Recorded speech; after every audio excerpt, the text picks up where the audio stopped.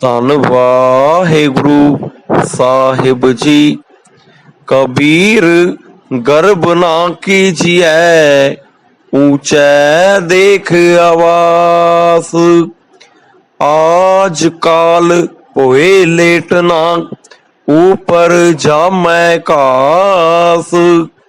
गुरु रूप गुरु प्यारी साध संगत जी, धन धन श्री गुरु ग्रंथ साहिब जी दी बाणी अंदर भगत कबीर जी दे 1364 अंग तो लैके 1377 अंग तक 243 श्लोक सुशोभित ਹਨ। 1374 अंग ते विचार होई, 1375 अंग ते विचार करिए। सतगुरु जी आप ही मेहर करन। वाहिगुरु जी का खालसा, वाहिगुरु जी की फतेह। कबीर निर्मल बूंद आकाश की, लीनी भूम मिलाए। अनक से आने पच गए, ना निर्वारी जाए। कबीर जी कहते हैं, आकाश तो डिग्गी हुई साफ पानी दी कणी ਜਿਹੜੀ ਧਰਤੀ ਵਿੱਚ ਮਿਲਾ ਲਈ ਜਾਵੇ, ਉਹ ਫਿਰ ਧਰਤੀ ਨਾਲੋਂ ਨਿਖੇੜੀ ਨਹੀਂ ਜਾ ਸਕਦੀ। ਭਾਵੇਂ ਅਨੇਕਾਂ ਸਿਆਣੇ ਥੱਕ ਟੁੱਟ ਜਾਣ, ਅਰਥਾਤ ਪੂਰੇ ਗੁਰੂ ਦੀ ਸੁਭ ਸਿੱਖਿਆ ਜਿਗਿਆਸੂ ਦੇ ਵਿਕਾਰ ਰਹਿਤ ਹਿਰਦੇ ਵਿੱਚ ਸਮਾ ਜਾਂਦੀ ਹੈ ਅਤੇ ਫਿਰ ਉਸ ਨੂੰ ਕੋਈ ਵਿਕਾਰ ਉਸ ਤੋਂ दूर नहीं कर सकता। कबीर हज काबे हो जाए था, आगे मिलया खुदाए। साई मुझसों लर परया, तुझे किने फुरमाई गाए। कबीर जी कहते हैं, एक बार मैं काबे दा हज करन जा रहा सी कि अगे खुदा मिल पिया।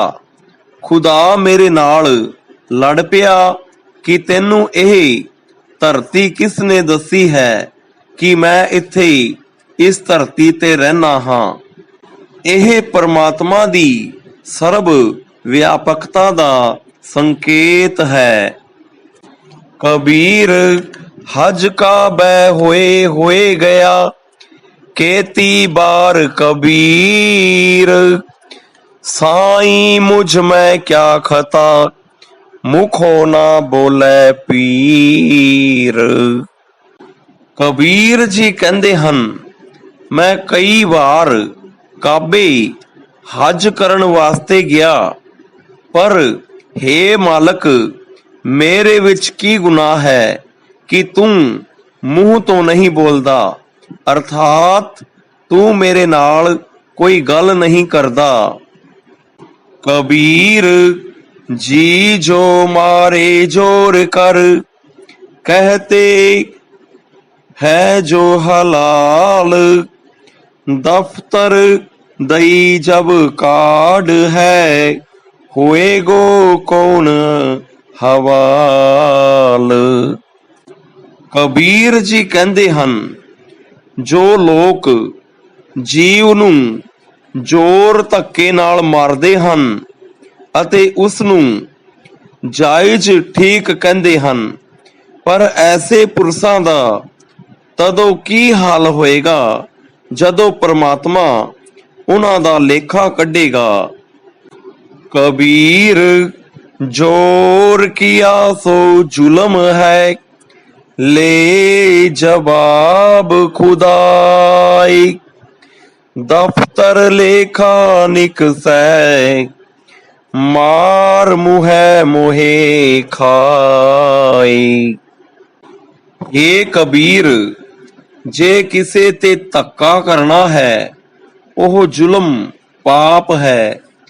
इस दा जवाब परमात्मा लवेगा। ਜਦ ਦਰਗਾਹ ਵਿੱਚ ਹਿਸਾਬ ਹੋਏਗਾ ਤਾਂ ਇਸ ਜ਼ੁਲਮ ਦੇ ਕਾਰਨ ਮੂੰਹੋਂ ਮੂੰਹ ਮਾਰ ਖਾਏਗਾ। ਕਬੀਰ ਲੇਖਾ ਦੇ ਨਾ ਸੁਹੇਲਾ, ਜੋ ਦਿਨ ਸੂਚੀ ਹੋਈ। ਉਸ ਸਾਚੇ ਦੀ ਬਾਨ ਮੈਂ ਭਲਾ ਨਾ ਪਕੜੈ ਕੋਈ। ਕਬੀਰ ਜੀ ਕਹਿੰਦੇ ਹਨ, ਜੇਕਰ ਮਨੁੱਖ ਦਾ ਹਿਰਦਾ ਸੁੱਧ ਪਵਿੱਤਰ ਹੋਵੇ, ਪਾਪੀ ਨਾ ਹੋਵੇ, ਤੇ ਉਸ ਨੂੰ ਲੇਖਾ ਦੇਣਾ ਸੌਖਾ ਹੁੰਦਾ ਹੈ ਅਤੇ ਉਸ ਸੱਚੇ ਦਰਬਾਰ ਵਿੱਚ ਉਸ ਦਾ ਕੋਈ ਪੱਲਾ ਨਹੀਂ ਫੜਦਾ, ਅਰਥਾਤ ਉਸ ਨੂੰ ਕੋਈ ਪੁੱਛ ਗਿੱਛ ਨਹੀਂ ਹੁੰਦੀ। ਕਬੀਰ ਧਰਤੀ ਅਰ ਆਕਾਸ ਮੇਂ ਦੋਏ ਤੂੰ ਬਰੀ ਐ ਬਧ। ਘਟ ਦਰਸ਼ਨ ਸਨ ਸੇ ਪਰੇ ਅਰ 84 ਸਿੱਧ। ਕਬੀਰ ਜੀ ਕਹਿੰਦੇ ਹਨ, ਧਰਤੀ ਅਤੇ ਆਕਾਸ਼ ਅਰਥਾਤ ਸਾਰੀ ਸ੍ਰਿਸ਼ਟੀ ਵਿੱਚ ਹੇ ਦਵੈਤ ਤੂੰ ਬੜੀ ਐਬਧ ਨਾਸ ਰਹਿਤ ਅਰਥਾਤ ਬਲਵਾਨ ਹੈ। 6 ਦਰਸ਼ਨ 6 ਭੇਖ ਜੋਗੀ, ਜੰਗਮ, ਸਰੇਵੜੀ, ਸੰਨਿਆਸੀ, ਬੈਰਾਗੀ, ਵੈਸ਼ਨੋ ਅਤੇ 84 ਸਿੱਧ ਵੀ ਸੰਸਿਆ ਵਿੱਚ ਪਏ ਹੋਏ ਹਨ ਕਿ ਦਵੈਤ ਤੋਂ ਕਿਸ ਤਰ੍ਹਾਂ ਬਚਿਆ ਜਾਵੇ, ਪਰ ਇਹ ਸਭ ਵਿੱਚ ਬੜੇ ਜ਼ੋਰ ਸ਼ੋਰ ਨਾਲ ਪ੍ਰਵਿਰਤ ਹੈ। ਕਬੀਰ ਮੇਰਾ ਮੁਝ ਮੈਂ ਕਿਛ ਨਹੀਂ, ਜੋ ਕਿਛ ਹੈ ਸੋ ਤੇਰਾ, तेरा तुझको सौंपते क्या लागै मेरा।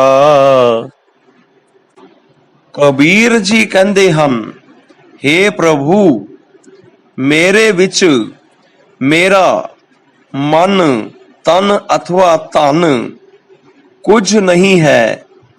ਜੋ ਕੁਛ ਹੈ ਉਹ ਸਭ ਤੇਰਾ ਹੀ ਹੈ ਅਤੇ ਤੇਰਾ ਹੀ ਤੈਨੂੰ ਸੌਂਪਿਆ ਹੈ। ਮੇਰਾ ਕਿਹੜਾ ਮੁੱਲ ਲੱਗਦਾ ਹੈ। ਕਬੀਰ ਤੂੰ ਤੂੰ ਕਰਤਾ ਤੂੰ ਹੁਆ, मुझ में रहा ना हूं। जब आपा पर का मिट गया, जत देखो तत तू। कबीर जी कहते हैं, हे परमात्मा मैं तू तेरा सिमरन करदा तेरा रूप ही हो गया हाँ। हुण मेरे विच मेरा आपा हूं नहीं रहा। जद मेरा अपने पराए वाला द्वैत भाव मिट गया तां फिर जिथे वेखदा हां उथे तू ही हुंदा है, मैं नहीं। कबीर विकार चितवते झूठे करत आस, मनोरथ कोई ना पूरियो चाले उठ निरास।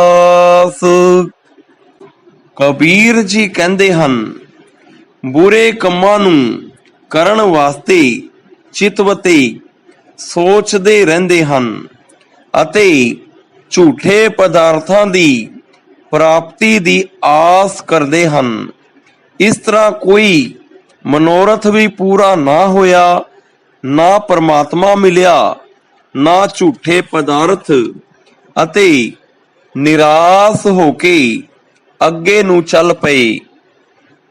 कबीर हर का सिमरन जो करे सो सुखिया संसार, इत उत कतै ना डोलई जिस राखै सिरजनहार। हे कबीर, ਜਿਹੜਾ ਪੁਰਸ਼ ਹਰੀ ਦਾ ਸਿਮਰਨ ਕਰਦਾ ਹੈ ਉਹੀ ਸੰਸਾਰ ਵਿੱਚ ਸੁਖੀ ਹੈ। ਜਿਸ ਨੂੰ ਪਰਮਾਤਮਾ ਆਪ ਰੱਖਦਾ ਹੈ ਉਹ ਇਧਰ ਉਧਰ ਕਿਤੇ ਨਹੀਂ ਭਟਕਦਾ। ਉਹ ਆਪਣੇ ਇੱਕ ਨਿਸ਼ਚੇ ਉੱਤੇ ਦ੍ਰਿੜ ਰਹਿੰਦਾ ਹੈ। ਕਬੀਰ ਘਾਟੀ ਪੀੜ ਤੇ ਸਤਿਗੁਰ ਲਿਏ ਛਡਾਈ। ਪਰਾਪੁਰ ਬਲੀ ਭਾਵਨੀ ਪ੍ਰਗਟ ਹੋਈ ਆਈ।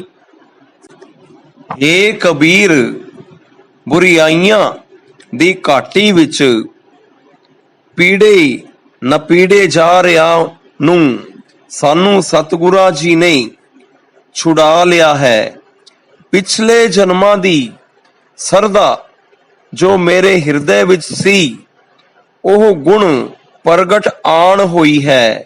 ਭਾਉ ਪਿਛਲੇ ਜਨਮਾਂ ਦੀ ਸਰਦਾ ਦਾ ਫਲ ਪ੍ਰਾਪਤ ਹੋਇਆ ਹੈ।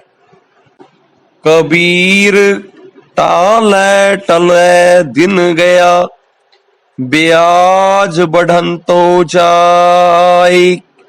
ਨਾ ਹਰ ਭਜੋ ਨਾ ਖਤ ਫਟੋ ਕਾਲ ਪਹੁੰਚੋ ਆਈ। ਕਬੀਰ ਜੀ ਕਹਿੰਦੇ ਹਨ ਟਾਲ ਮਟੋਲ ਅੱਜ ਕੱਲ ਕਰਦਿਆਂ ਨੂੰ ਉਮਰ ਦਾ ਦਿਨ ਪਰਤ ਦਿਨ ਬੀਤ ਗਿਆ ਅਤੇ ਵਿਆਜ ਵਧਣ ਤੋਂ ਜਾਏ। ਵਿਕਾਰਾਂ ਉੱਤੇ ਹੋਰ ਵਿਕਾਰ ਜਮਾ ਹੁੰਦੇ ਚਲੇ ਗਏ। ਇਸ ਸਮੇਂ ਨਾ ਹਰੀ ਦਾ ਸਿਮਰਨ ਕੀਤਾ ਨਾ ਵਿਕਾਰਾਂ ਦਾ ਲੇਖਾ ਖਤਮ ਕੀਤਾ ਅਤੇ ਮੌਤ ਦਾ ਸਮਾਂ ਆ ਪਹੁੰਚਿਆ। ਮਹੱਲਾ ਪੰਜਵਾਂ। ਕਬੀਰ ਕੂਕਰ ਭੂਕਨਾ ਕਰੰਗ ਪਿਛੇ ਉਠ ਪਾਏ। ਕਰਮੀ ਸਤਿਗੁਰੂ ਪਾਇਆ ਜਿਨਹੁ ਲਿਆ ਛਡਾਏ। ਮਹੱਲਾ ਪੰਜਵਾਂ ਲਿਖਿਆ ਹੋਇਆ ਹੈ। ਸ਼੍ਰੀ ਗੁਰੂ ਅਰਜਨ ਦੇਵ ਜੀ ਨੇ ਉਚਾਰਨ ਕੀਤੇ ਹੈ। ਏ ਕਬੀਰ, ਇਹ ਮਨ ਭਟਕਣ ਵਾਲੇ ਕੁੱਤੇ ਸਮਾਨ ਹੈ। ਜਿਹੜਾ ਏ ਕਬੀਰ, ਇਹ ਮਨ ਭੋਕਣ ਵਾਲੇ ਕੁੱਤੇ ਸਮਾਨ ਹੈ। ਜਿਹੜਾ ਮੁਰਦਾਰ ਝੂਠੇ ਪਦਾਰਥਾਂ ਪਿੱਛੇ ਦੌੜਿਆ ਫਿਰਦਾ ਹੈ। ਮੈਂ ਚੰਗੇ ਕਰਮਾਂ ਕਰਕੇ ਸਤਿਗੁਰੂ ਜੀ ਨੂੰ ਪ੍ਰਾਪਤ ਕੀਤਾ ਹੈ, ਜਿਸ ਨੇ ਮੈਨੂੰ ਮੁਰਦਾਰ ਪਿੱਛੇ ਦੌੜਨ ਤੋਂ ਬਚਾ ਲਿਆ ਹੈ। ਮਹੱਲਾ ਪੰਜਵਾਂ। ਕਬੀਰ ਧਰਤੀ ਸਾਧ ਕੀ ਤਸਕਰ ਬੈਸੇ ਗਾਹੇ। ਧਰਤੀ ਭਾਰ ਨਾ ਬਿਆਪਈ ਉਨਕੋ ਲਾਹੂ ਲਾਹੇ। ਇਹ ਸ਼ਬਦ ਗੁਰੂ ਅਰਜਨ ਦੇਵ ਜੀ ਨੇ ਉਚਾਰਿਆ ਹੋਇਆ ਹੈ। ਏ ਕਬੀਰ, ਇਹ ਧਰਤੀ ਸਾਧੂ ਮਹਾਤਮਾ ਦੀ ਧਰਮਸਾਲ ਹੈ, ਪਰ ਇਸ ਨੂੰ ਤਸਕਰ ਮੰਦਕਰਮੀ ਲੋਕ ਫੜ ਕੇ ਮੱਲ ਬੈਠਦੇ ਹਨ। ਕਿ ਧਰਤੀ ਨੂੰ ਉਹਨਾਂ ਦਾ ਭਾਰ ਜਾਪਦਾ ਨਹੀਂ। ਉਹ ਤਾਂ ਤਸਕਰਾਂ ਨੂੰ ਲਾਹੂ ਲਾਹੇ ਹੇਠਾਂ ਤਸਾ ਦਿੰਦੀ ਹੈ, ਅਰਥਾਤ ਤਸਕਰਾਂ ਨੂੰ ਨਾਸ ਕਰੀ ਜਾਂਦੀ ਹੈ। ਮਹੱਲਾ ਪੰਜਵਾਂ। ਕਬੀਰ ਚਾਵਲ ਕਾਰਣੇ ਤੁਖ ਕੋ ਮੋਹਲੀ ਲਾਈ। ਸੰਗ ਕੁ ਸੰਗੀ ਬੈਸ ਤੇ ਤਬ ਪੁੱਛੈ ਧਰਮ ਰਾਈ। ਇਹ ਸ਼ਬਦ ਗੁਰੂ ਅਰਜਨ ਦੇਵ ਜੀ ਨੇ ਉਚਾਰਿਆ ਹੈ। ਏ ਕਬੀਰ, ਚੌਲ ਨੂੰ ਕੱਢਣ ਵਾਸਤੇ ਚੌਲਾਂ ਦੀ ਤਰ੍ਹਾਂ ਛਿਲਕੜਾਂ ਉੱਤੇ ਮੋਹਲੀਆਂ ਲਾਈ ਮਾਰੀ ਦੀਆਂ ਹਨ। ਤਿਵੇਂ ਹੀ ਜਿਹੜੇ ਲੋਕ ਖੋਟੇ ਪੁਰਸ਼ਾਂ ਦੀ ਸੰਗਤ ਵਿੱਚ ਬੈਠਦੇ ਹਨ, ਉਹਨਾਂ ਨੂੰ ਧਰਮਰਾਜ ਪੁੱਛਦਾ ਹੈ, ਵਿਕਾਰੀਆਂ ਪਾਸ ਬੈਠ ਕੇ ਕੀਤੇ ਵਿਕਾਰਾਂ ਦਾ ਲੇਖਾ ਮੰਗਦਾ ਹੈ। ਨਾਮ ਮਾਇਆ ਮੋਹਿਆ ਕਹਿ ਤਿਲੋਚਨ ਮੀਤ, ਕਾਹੇ ਛਿਪੋ ਛਾਈ ਲੈ ਰਾਮ ਨਾਮ ਲਾਓ ਚੀਤ। ਕਬੀਰ ਜੀ ਭਗਤ ਤਿਰਲੋਚਨ ਅਤੇ ਨਾਮਦੇਵ ਜੀ ਦੇ ਵਿਕਾਰਾਂ ਦਾ ਵਰਣਨ ਕਰਦੇ ਹਨ। ਤਿਰਲੋਚਨ ਭਗਤ ਆਪਣੇ ਮਿੱਤਰ ਨਾਮਦੇਵ ਜੀ ਨੂੰ ਕਹਿੰਦੇ ਹਨ, ਹੇ ਮਿੱਤਰ, ਮਾਇਆ ਤੇ ਮੋਹ ਕਰਕੇ ਰਾਜਿਆਂ ਦੇ ਅਬਰੇ ਛਾਪ ਰਿਹਾ ਹੈ। ਪਰਮਾਤਮਾ ਦੇ ਸਿਮਰਨ ਵਿੱਚ ਆਪਣੇ ਮਨ ਨੂੰ ਕਿਉਂ ਨਹੀਂ ਜੋੜਦਾ। ਨਾਮਾ ਕਹਿ ਤਿਲੋਚਨਾ, ਮੁਖ ਤੇ ਰਾਮ ਸਮਹਾਲ, ਹਾਥ ਪਾਉ ਕਰ ਰਾਮ ਸਭ, ਚੀਤ ਨਿਰੰਜਨ ਨਾਲ। ਅੱਗੋਂ ਨਾਮਦੇਵ ਜੀ ਇਸ ਦਾ ਉੱਤਰ ਦਿੰਦੇ ਹਨ, ਹੇ ਤਿਰਲੋਚਨ, ਮੂੰਹ ਨਾਲ ਪਰਮਾਤਮਾ ਦਾ ਨਾਮ ਯਾਦ ਕਰ, ਹੱਥਾਂ ਪੈਰਾਂ ਨਾਲ ਸਾਰੇ ਕੰਮ ਕਰ ਅਤੇ ਆਪਣੇ ਚਿੱਤ ਨੂੰ ਮਾਇਆ ਤੋਂ ਨਿਰਲੇਪ ਪਰਮਾਤਮਾ ਨਾਲ ਜੋੜ। ਹੋਈਆਂ ਗਲਤੀਆਂ ਸਾਧ ਸੰਗਤ ਜੀ ਮਾਫ ਕਰਨਾ।